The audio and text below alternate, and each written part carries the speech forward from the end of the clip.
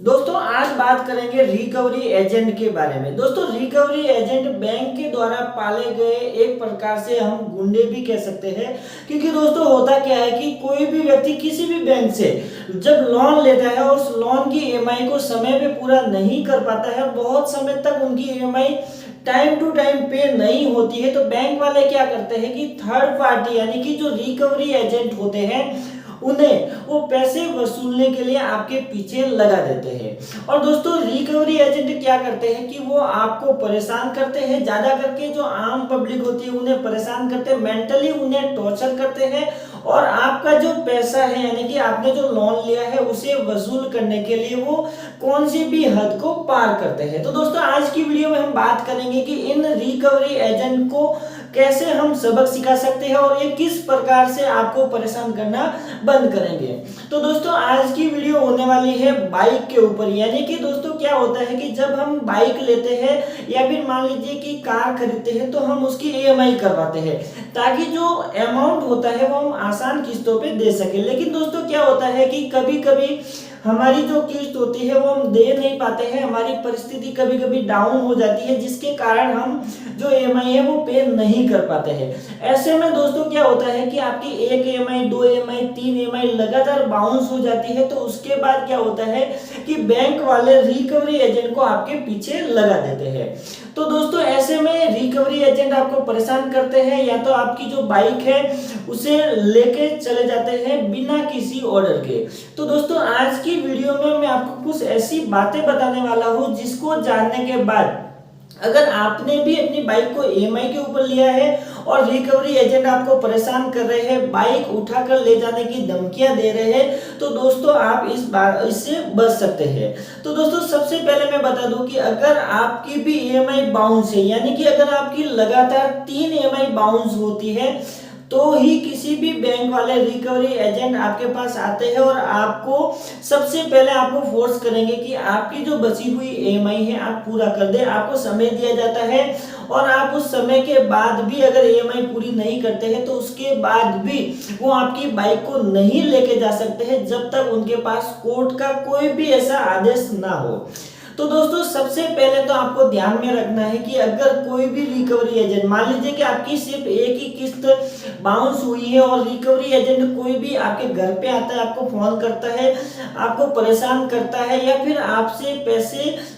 पैसे की मांग करता है, तो दोस्तों ऐसे में वो रिकवरी एजेंट है, आप उन रिकवरी एजेंट को कुछ भी पेमेंट नहीं करना है। आपकी जो ईएमआई है डायरेक्ट आप बैंक से बात कर सकते हैं। बैंक में बात करने के बाद आपकी जो एक ईएमआई अगर बाउंस हुई है तो आप जब आपकी सेकेंड ईएमआई आती है तो वो ईएमआई और सेकेंड ईएमआई दोनों साथ में, और उसका कुछ भी जो चार्ज होता है उस चार्ज के साथ आप पे कर सकते हैं और रेगुलर आप अपनी ईएमआई को वापस दोबारा शुरू कर सकते हैं। तो दोस्तों अगर ऐसी स्थिति में कोई भी रिकवरी एजेंट आपके पास आता है, अगर एक ईएमआई आपकी बाउंस है तो आप उसको बाइक ना दे। अगर आपको कोई भी जबरदस्ती करता है, धमकी करता है, तो एक बार आप उनको या तो सबक सिखा सकते हैं आपके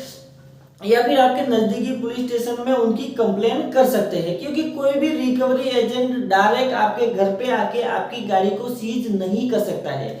दूसरा दोस्तों कभी भी आपकी जब ईएमआई बाउंस होती है तो लगभग 3 ईएमआई जब आपकी रेगुलर बाउंस होती है, 3 ईएमआई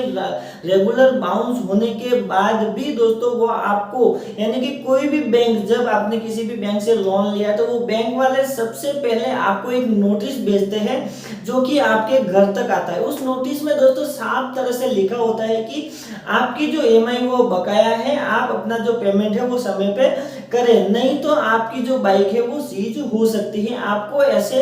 नोटिस आता है, उसके 15 दिन के बाद कोई भी रिकवरी एजेंट आपके घर पे आता है तो उसके बाद भी दोस्तों उसके पास जो जैसा नोटिस आपके पास आया है वैसा ही सेम जो कोर्ट की तरफ से भी एक नोटिस होता है, वो नोटिस उसके पास होना चाहिए कि वास्तव में आपकी बाइक को वो सीज कर सके। दोस्तों अगर उसके पास नोटिस नहीं है तो आपकी बाइक उसे नहीं देनी है। किसी भी प्रकार से आप के ऊपर वो रिकवरी एजेंट फोर्स नहीं कर सकता है, आप उनके खिलाफ कार्रवाई कर सकते हैं। अगर आपको परेशान कर रहा है, टॉर्चर कर रहा है, तो आप उनके खिलाफ कार्रवाई कर सकते हैं। दूसरी बात दोस्तों कि अगर कोई भी रिकवरी एजेंट आपके पास आता है तो सबसे पहले उनकी जो आइडेंटिटी प्रूफ होते हैं, आईडी कार्ड होती है, वो उनसे आपको मांगना है। क्योंकि किसी भी बैंक वाले अगर किसी भी पार्टी को हायर करते हैं, रिकवरी एजेंट को हायर करते हैं, तो एक प्रकार से एक आईडी कार्ड जो बैंक की तरफ से बनता है, और वो बिना आईडी कार्ड के किसी भी कस्टमर के घर पे जाके या फिर उन्हें परेशान नहीं कर सकता है, या किसी भी प्रकार से वो आपकी गाड़ी को नहीं लेके जा सकते हैं। तो दोस्तों रिकवरी एजेंट कोई भी आपके घर पे आए, अगर आपको प्रॉब्लम है, आपको परेशानी हो रही है, तो आप डायरेक्ट बैंक में बात कर सकते हैं। बात करने के बाद दोस्तों आपको यही कहना है कि आप ये ईएमआई पे नहीं कर पाएंगे, नेक्स्ट मंथ में आपका जो इंटरेस्ट रेट है वो और ये जो ईएमआई है दोनों साथ में पे कर दूंगा। ऐसी क्लियर बात आपको बैंक में कर देनी है। ऐसी बात करने के बाद कोई भी रिकवरी एजेंट उसके बाद भी आपको परेशान करता है, तो फिर आप उसकी पिटाई कर सकते हैं। नजदीकी पुलिस थाना में उनकी जो है एफआईआर दर्ज करवा सकते हैं, उनके खिलाफ कार्रवाई करवा सकते हैं। दोस्तों सबसे पहले ये होता है कि अगर किसी भी प्रकार से आप बाइक खरीदते हैं लोन के ऊपर और उसकी ईएमआई आप नहीं भर पाते हैं, तो किसी भी रिकवरी एजेंट को किसी भी प्रकार का कोई भी ये अधिकार नहीं है कि वो डायरेक्ट आपके घर पे आके आपकी बाइक को लेके जा सकता है। तो ऐसा अधिकार किसी को भी नहीं दिया है। ऐसे में उनके पास पूरा प्रूफ होना चाहिए, कोर्ट की तरफ से एक नोटिस होना चाहिए, आदेश होना चाहिए कि हाँ आप इस व्यक्ति की बाइक को उठा सकते हैं। वो भी आपको पहले बताना पड़ेगा, 15 दिन पहले आपको सारी इंफॉर्मेशन देनी पड़ेगी कि हम ये समय पे ये टाइम पे आएंगे, और अगर आप पेमेंट नहीं करते हैं वो टाइम पे, तो हमारे पास लीगली सारे प्रूफ है, इसके आधार पे हम आपकी बाइक को लेके जा सकते हैं। दोस्तों आपको हमेशा ध्यान रखना है कि कोई भी रिकवरी एजेंट किसी भी प्रकार से आपको गाली गलौज नहीं कर सकता है, किसी भी प्रकार से आपको परेशान मेंटली टॉर्चर नहीं कर सकता है, क्योंकि वो लोग क्या होते हैं कमीशन के ऊपर रहते हैं। इसके लिए ज्यादा करके कस्टमर को टॉर्चर करते हैं, परेशान करते हैं, उन्हें धमकाते डराते। तो ऐसी स्थिति में अगर कोई भी रिकवरी एजेंट ऐसे करता है, तो आप उनको अपने घर के अंदर लगे अच्छे से पिटाई कर सकते हैं, उनके खिलाफ कंप्लेन